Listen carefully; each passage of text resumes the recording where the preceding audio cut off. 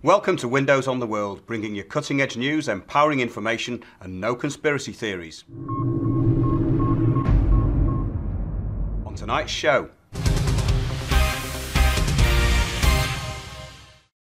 Freddy Silva, welcome to Windows on the World.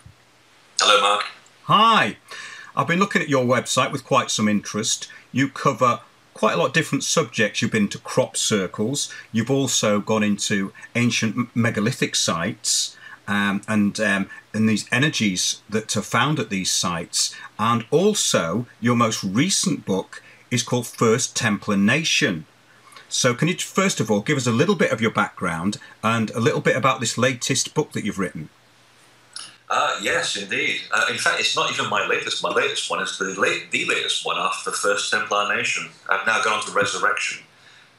So, yes, you're quite right. I did start off doing an expose on crop circles and found that much of the stuff that we hear on the media really does not hold up to scrutiny. And there is a real phenomenon going on. This whole concept of, Doug and Dave making crop circles and people making crop circles is absolute bunk and can be easily disproved. And the fact that our government is actually spending so much of taxpayers' money funding the opposition and funding people to tell the public that they are making crop circles should be concern for everyone in the country and the world. So from then on, I actually went back to my original haunt, which is ancient sacred sites and ancient systems of knowledge, and found quite actually that the crop circles and ancient temples share some very great attributes. In fact, they are one and the same thing. It's as though we are being given the opportunity to experience modern sacred sites made out of corn. But the origin of sacred space in itself is very fascinating because it goes back thousands and thousands of years. And it's a sort of a legacy that we've inherited across the world. Someone left for us a huge blueprint of temples across the face of the world sharing similar attributes, and they're all doing exactly the same thing. They're either marking the Earth's energy currents, they're anchoring these to the spot, and these energies, when combined, when people walk into the temples, they have a habit of altering your state of consciousness, and that is a scientific basis upon which this is based. And following on from that, you may think, what do the Templars have to do with this? The first answer is absolutely nothing. Until you start looking at the origins of the Templars, which is what I really wanted to do. I was actually born in Portugal, and I wanted to find out why my country of origin actually has such a huge penchant for the Templars and how they were so involved in creating my country of birth. And I thought it would be a nice, quiet little book, And then I began to see a lot of connections which hark back to ancient mystery schools and also to the ancient methods of temple building. And that's where it really got my attention. What were the Templars, who are mostly known for banking, really doing in the original state? And I really uncovered something that has never been written about the Templars. I actually uncovered part of their missing history, to the point where they actually created Europe's first nation state, which is Portugal. And not a lot of people know that. And once you understand who was behind the Templars and who the Templars were as an original group, things become very messy and very interesting. We start going back to holy bloodlines, back to the concept of John the Baptist. Who was John the Baptist? Why were they following his legacy? And so that's what the book really was about. It was trying to find out why, first of all, they created the country from scratch, 3,000 miles away from where they were born. And then, what did they do it for? Was there some big secret that they put there? Because you don't just take 11 nobles, because there were more than 9, by the way. You don't take 11 nobles who had lots of money, and then you allow them to go to Jerusalem then trek across the Mediterranean to the other side of Europe to create a country from scratch, unless there's a huge reason behind it. So that was essentially the whole concept behind it. And believe it or not, all of those books are totally linked. No, I do believe that, and it's very interesting because I've been to Portugal, I've been to Sintra, and on your website there's a picture of, I think it's Rigolera. It's in the maze at Rigolera, and Yes. there's that descending staircase with the Templar symbol at the bottom, and I spent quite a long time in there trying to get the perfect shot going all the way around it. When people were walking in, I spent quite a lot of time getting it right. Now, it's a very magical place, that part of Portugal, Sintra. Oh, it's amazing. I was actually born there. In fact, it's one of the oldest lunar cults in Europe. They have possibly the oldest sacred sites in Europe, which not a lot of people know about. It's an absolutely fantastic place, I agree, and I had some quite mystical experiences there, which we'll save for another time because we're here to talk about your work. Now, it's very interesting that you say this, the Templar connection with Portugal. Not a lot of people know that. In 1481, there was the papal bull Aeternus Regis, which basically gave Portugal free reign. And Portugal became kind of, the Vatican allowed it to be kind of sovereign. Is that part of what you're talking about? Oh, it goes back even earlier than that. Yes. There was a time around 1138, just after Portugal becomes an independent state, and then it becomes an actual nation. That year was very, very big. Bernard of Clairvaux, who was the acknowledged creator of the Knights Templar, in fact, most of the knights were actually Cistercian monks from his order. And again, not a lot of people know that. Two of them I can actually prove were actually Portuguese, and they were born in the north of Portugal. And I have the documents to prove this. And at the same year, 1138, this was just around the time when Bernard of Clairvaux was canvassing for a new pope. The seat became vacant. It was the most important election in Europe. And by then, the Vatican was yielding a lot of power. So what better opportunity than to actually have your own Cistercian monk on the throne? And that's what he canvassed for, and he won. And at that moment, no sooner had the new pope, one of the Cistercian monks, put his bottom on the chair of the Vatican, suddenly he's issuing one of the greatest orders to the Templars. Basically, it gave them international corporation status, and they can do whatever the hell they wanted. And for those next decade, it allowed a window of opportunity through the Catholic Church, because you've got to remember, the Templars were not worshipping Jesus, and they're not worshipping the Catholic Church or Christianity. They saw the whole thing, actually, as a huge lie. And this was revealed in the 19th century by one of the popes, who admitted that the Templars were following what he called was a Johannite heresy. They were following the gospel of John the Baptist. So for 10 years, they could do no wrong. They had complete carte blanche to do everything. And this is the time when they were given a third of the kingdom of Portugal, given to them by the first king of Portugal. And you wonder, why would a king, after spending so much time inheriting this country and removing the Moors from his territory, why would he turn around to a group of knights and hand over a third of his territory? Well, I now was able to find that the first king was actually a Templar knight himself, and he awarded the Templars a kingdom within a kingdom where they created one of the most incredible places on earth, and it's still there to this very day. It's called the town of Tomar. It is named after one of the daughters of Mary Magdalene, and it certainly is a place where you go and experience some very unusual things. And once you understand the monuments, the symbology, you begin to understand why the Templars were creating this kingdom within a kingdom in order to create something of extraordinary value. Very interesting, that, Freddy, because I always put this analogy, when they went back to Portugal, they just changed their name after, of course, the controversy of Philip the Fair. They returned to Portugal, didn't they, and became the Poor Knights of Christ. Now, I always thought that was a little bit hypocritical, considering that Christ threw the moneylenders out of the temple, Yeah, well, it's a misnomer, actually. It was they weren't poor by any means. I mean, they were nobles who gave up their wealth and they put it in escrow. The money was actually put in a trust fund so that none of them could use it for themselves. It was for the greatest benefit it was for the benefit of the greater good of the order and the people around them, and they actually donated a lot of the money to local families and peasants, and actually created hospitals for the poor.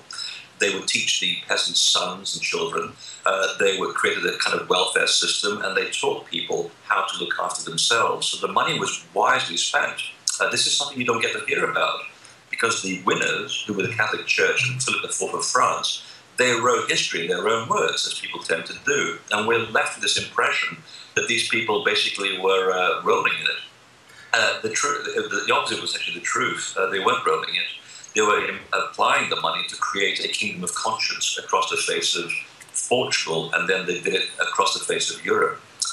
So once you put that into context, it seems to me, and certainly it was true during my research into the early years, that they were following a kingdom of conscience. They were trying to rebuild a kind of heaven on earth, which was the original concept of the mystical schools that were around the Middle East during the time of John the Baptist. And if you look at the origin of where these ideas come from, you find that the Templars are no more than the reincarnation of the Essenes and the Mandeans, who were following some very ancient mystical practices of brotherhood and kinship and equality for all.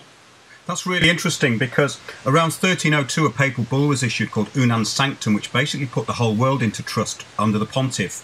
In other words, you're saying that the Templars basically set up a trust before that first Vatican trust, is that right?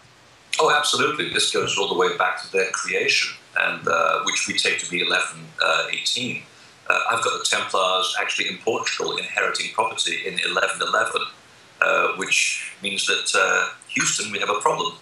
It alters the course of history. In fact, I can also show titles being given to the Order of the Temple as far back as 1108. So these people were already around 10 years before they were officially proclaimed in Jerusalem.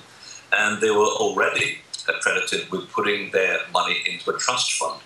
It was to be held by all the brothers, and this is something that Hugh de Payon and his other gentleman, I now forget his name, when they were in Jerusalem, they set up this idea, and it was all based on the concept of the Cistercians brotherhood. And so once you understand that it was the Cistercians who were basically creating the Templar order, and you start looking at how the Cistercians behaved, then yes, they too put all their money into trust so that the community would benefit. And once they set up a model community, usually around the monastery, then that community flourished within a very short space of time. It empowered everyone to basically rise from rags and create a self-sufficient society. And these cells would then multiply across Europe. And that's how they thought they were going to take over the world in a nice way, by making people empower themselves. And if you put this into the context of the period, in the medieval era, the fact that the church had become so corrupt, the only people who had any money were the bishops and anybody who worked with the clergy. This was a hugely revolutionary idea of the period, to empower the people to basically look after themselves. So when you look at it from that point of view, the whole game plan changes into the perception of how we come to see the Templars. So that's interesting. So the official date for the inception of the Templars then is basically wrong, and you're saying that they were active from at least 1111. Now, absolutely. Well, that is very interesting. So, what happened? Where did it get usurped? What changed? I don't know. I don't know. I know people who have been writing books about the Templars for decades, and they are supposed to be experts on the subject, and I've had access to the same information, albeit I do have the advantage of having access to information in Portugal, and those documents are not translated into English, which makes it, of course, a little bit difficult for people to access. But still, I'm working on very similar documents, some of which are very rare, some of which I actually found down the road in Harvard, where I'm speaking from now. And I came to the conclusion when I was reading these Cistercian documents that there were actual proof of land ownership being given by the Count of Portugal, as it was called back then. It was a small county in the north of what is today Portugal. And there are title deeds for property, and also an entire castle in the village of Soler, which is just north of Sintra, since we're just talking about it. in 1111 to the Order of the Knights of the Temple. And there cannot be too many people who are going around the world then who are calling themselves the Order of the Temple. And if you actually look at the original description given by Hugh de Payon in his early years in Jerusalem, which is around 1103, he also addresses this proto-Templar group by the same name. So we are talking about the same people, and not to be confused with the Hospitallers either. Those were already established 40 years before the Templars. So clearly, with these property donations in the county of Portugal, we definitely see that people came back from Jerusalem with the first Count of Portugal, who sailed there twice in 1100, just after Hugh Payon shows up there, and they spent time together in that town, and they concocted some crazy plan, which had to be put on hold after the Count himself died unexpectedly in 1112. So we're talking about a huge thing that happened, a plan that happened, the germination of which occurred in Jerusalem shortly after it was liberated by the Franks and the Crusades.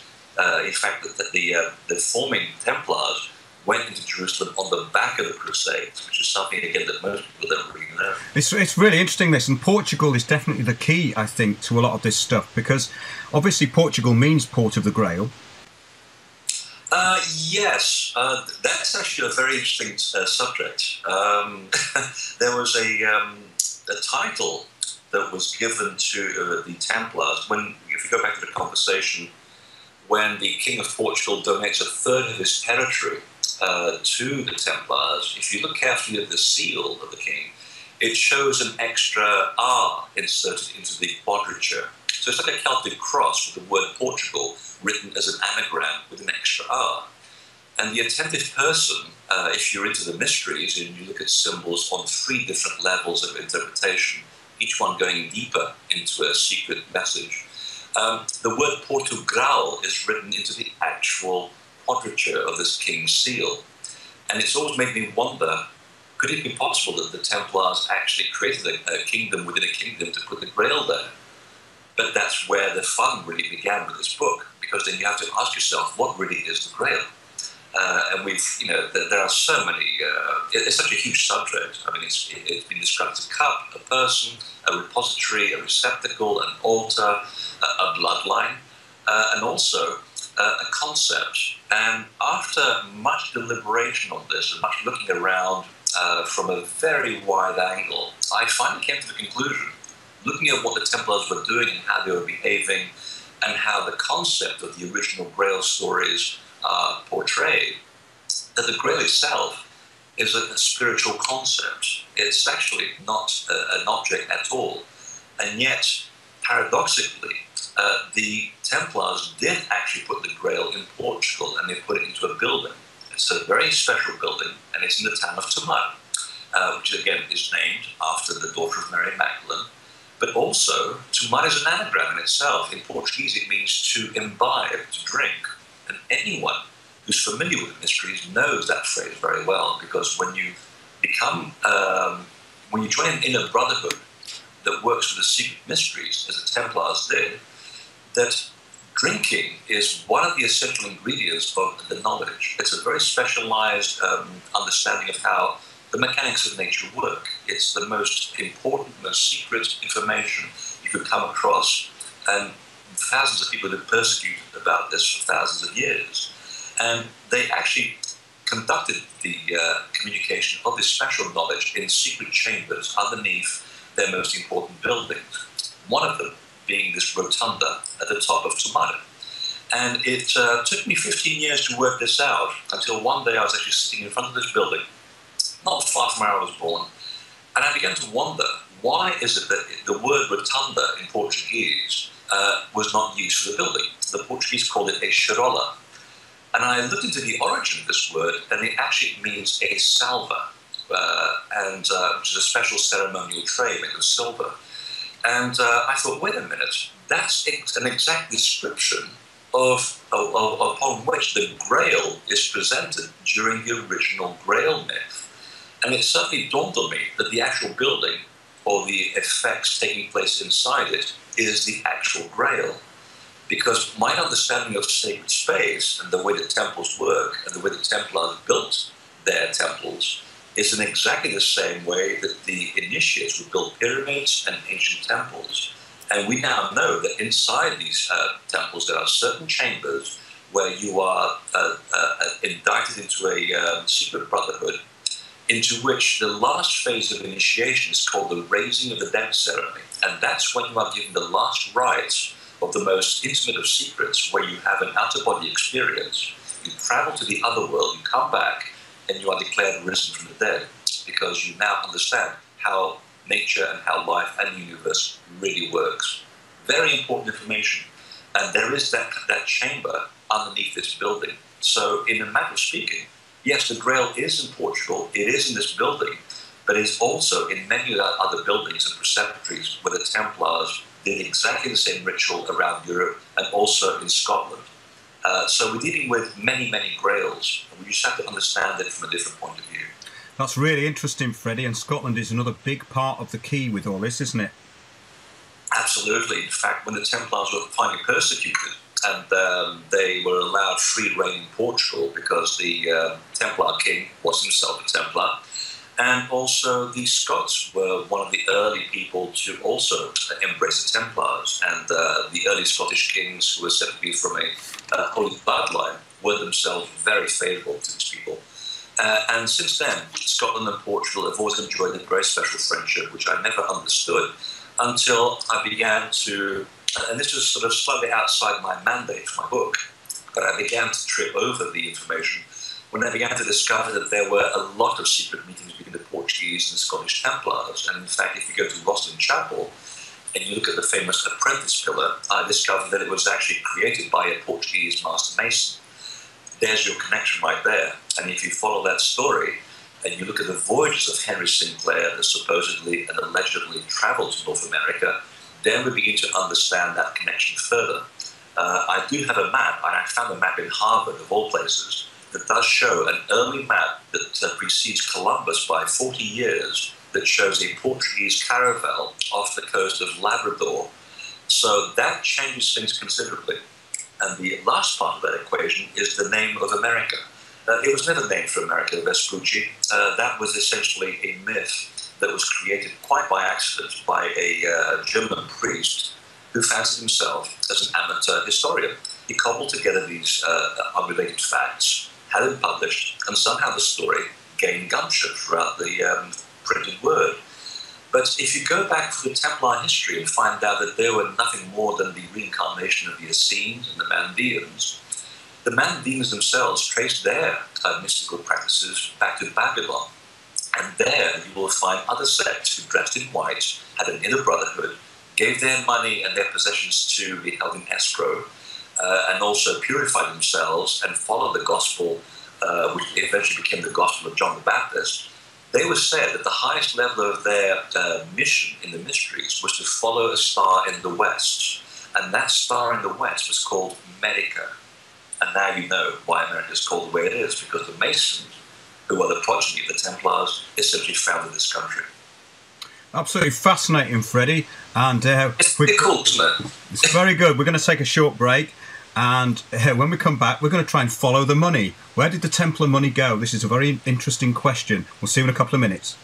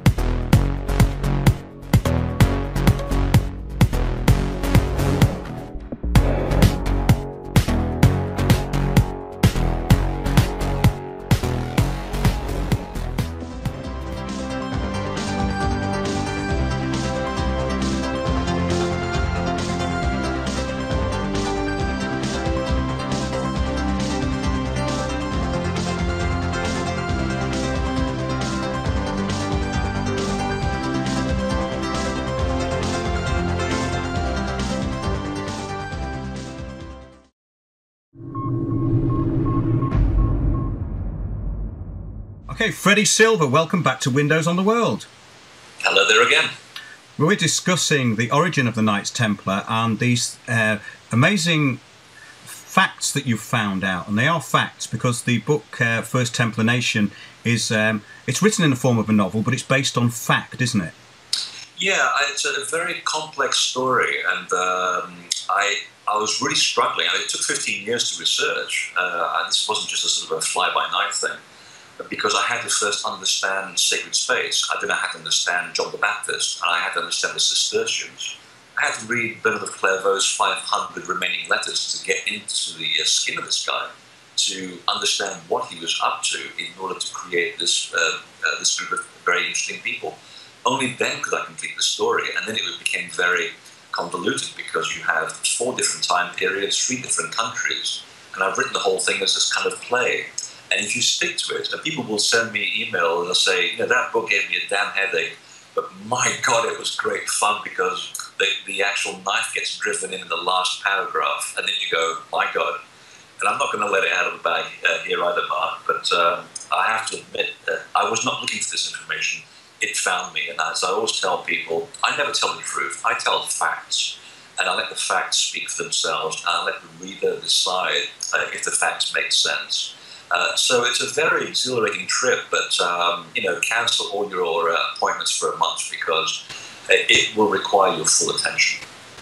Well, I'm very interested now. I think I'll read this book myself because there's an awful lot of kind of fantasy stuff written about the Knights Templar, and I'm so glad that you've kind of gone the other way and looked into things, because I was quite cynical really about the way that they ended up. I just saw them as this kind of looting operation, and then the money disappeared, and my theory is that it went to Switzerland. Have you got any ideas on that?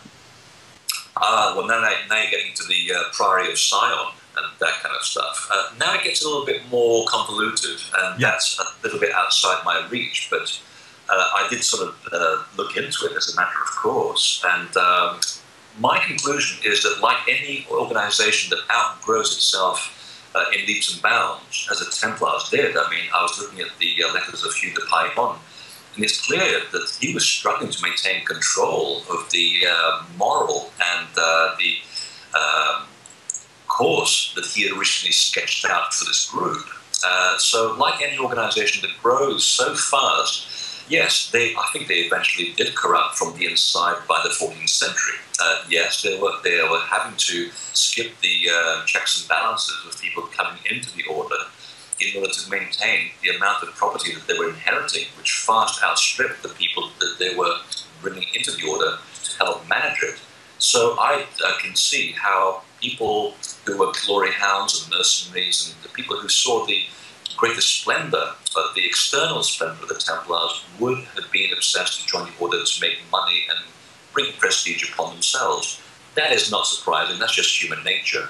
But if you look at the origin of the Templars, as I have in great detail, it's clear that there were people also, and I have in fact one of the actual oaths given by an incoming recruit that says, I want to join the Templars to come into the joys of paradise. Now that to me, as a person who understands ancient systems of knowledge, that to me is a quote of someone who expects to join a kind of a college dedicated to the sacred arts, like a priestly college. And this is someone who's obviously expecting to have a kind of religious experience, and that's not what the original Templars were doing. They weren't even doing any fighting, the original people. They were behaving more like an ecclesiastical college. So it was in later times, in order to foster this idea that they were actually a military organization, that we start getting into this whole fighting thing.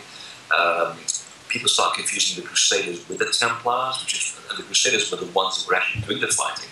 The Templars actually didn't do much fighting at all unless they were protecting their turf. And then, of course, by the time you get to Philip, the Fourth of France, who owed the Templars a huge amount of money, and he wanted to join the Inner Brotherhood. And they took a look at him and his ethics, and they said, you know, you're as bent as a 10-bob note, so, you know, we're not going to let you in. And out of disgust, Philip concocted these stupid ideas about the Templars, sold them to the Pope, who had no idea what was really going on. And it's clear from the conversations that he had no idea what was going on. They were just afraid that they would eventually take over the whole soul of Europe, which the Catholic Church rightly would have been afraid of, because the Templars held a huge secret which would have undermined the authority of the Church. And that's no exaggeration. That was revealed by Pope Pius IX in the 19th century.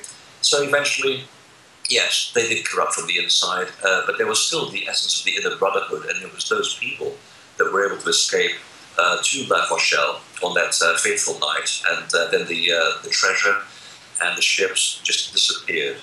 Half of them showed up in Portugal, and the other section shows up in Scotland, and the rest of them we just don't know. They went underground as quickly as they came to the overground. It's very interesting that in London, obviously, we've got the Temple Bar. Yeah. The world appears to be run by the Knights of Malta. What's the connection? None. The Knights of Malta essentially are an arm of the Catholic Church. Now we're sort of skipping several centuries ahead. Yes, I just thought I'd bring in the London connection. Yeah, and eventually it's like the Knights of St. John were actually originally created for a man who dedicated his life to giving his money away to help the poor. And eventually, by some strange concoction, once the Knights had lost control of the Holy Land, they were moved to Cyprus and then eventually onto Malta. And then the whole thing fell apart. It became a bunch of nobles who basically had no idea of the original concept of the Templar Manifesto. And they created themselves a nice little cushy pad that associated themselves with monarchy. Some of these monarchs were very noble, some were complete bastards, let's put it that way. Yeah. And that's where the whole thing begins to fall apart. And by the 16th century, it bears no resemblance to any of the original concept. And today, the Knights of Malta, and I know a couple of them, and they basically admitted it's nothing more than a banking arm of the Catholic Church. There's still people within the system who do uphold the spiritual ideals of the original Templars, but they are few and far between, and they do struggle to maintain that centre.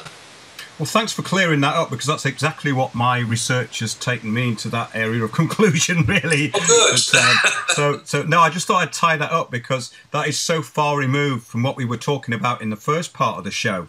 I just find it very interesting, and the fact that Templar Freemasonry was, and they call it Templar Freemasonry, was kind of, they joined forces in the sort of 17th century officially here.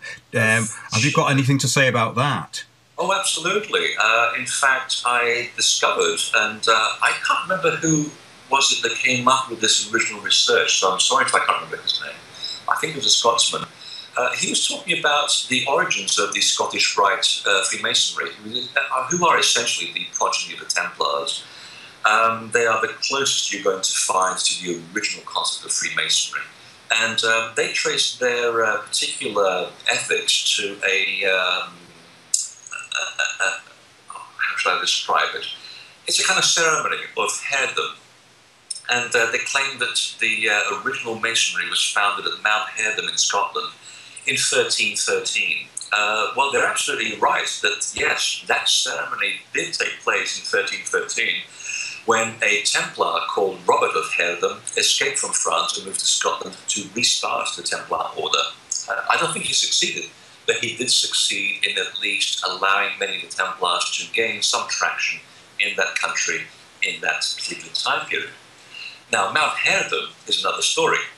It doesn't exist. It's actually Mount Schehallien, which is the spiritual sacred mountain of Scotland and its sacred centre. And it's part of the original group of early Celtic Christians called the Chaldeans, who are exactly the same people as the Knights Templar, as the Essenes and the Mandeans. We're talking about different people following exactly the same concept. And that's where you begin to find the origin of true Freemasonry, which is the Scottish Rite Freemasonry. And then in the 18th century, around 1717, then you start getting the official building in downtown Edinburgh, and then the London Rite follows from that. And from friends that I have within the Masonic Order, they do explain to me quite carefully that, yes, the Masons were already totally operative for several hundred years before the 1717 official date, and well before the London Rite took over. and many of them actually do privately complain that the London Rite bears little resemblance to the original concept of Freemasonry. So even within that, just like the original Templars, the organisation has grown so much that it bears little resemblance to its original ethos. You have to pick and choose and go around very carefully to find the original concepts. And I am reliably told that within much of Scottish Rite Freemasonry, those mystery secrets and the original spiritual ideals of the Templars are still maintained. Yes, that's what I tend to think as well. It's very interesting that we've separated now the original Knights Templar completely from the Vatican and the Knights of Malta, which I think is very, very important. Absolutely, absolutely. So in conclusion... spiritual ideal here. I mean, these are people who are... And again, you have to keep following the trail backwards to its point of origin. And until you understand the Cistercian monks and the Cistercian movement and Bernard of Clairvaux and their ideology based on John the Baptist and Mary Magdalene and why they dedicated virtually every church to both instead of Jesus, until you understand that, you will not understand the Templars. And that's why it takes a decade to firmly get a grasp of this subject. That's fascinating, Freddie. Do you just want to give your website and where we can find your books and DVDs and all the information? Oh, God, yes. Very important. You'll only find this in invisibletemple.com. And the name is very deliberate, by the way. Yeah, thanks very much for that. We'll want to speak to you again very soon on Windows on the World, but thanks, Freddy Silva. That was absolutely fascinating. Oh, thank you for having me on, Mark.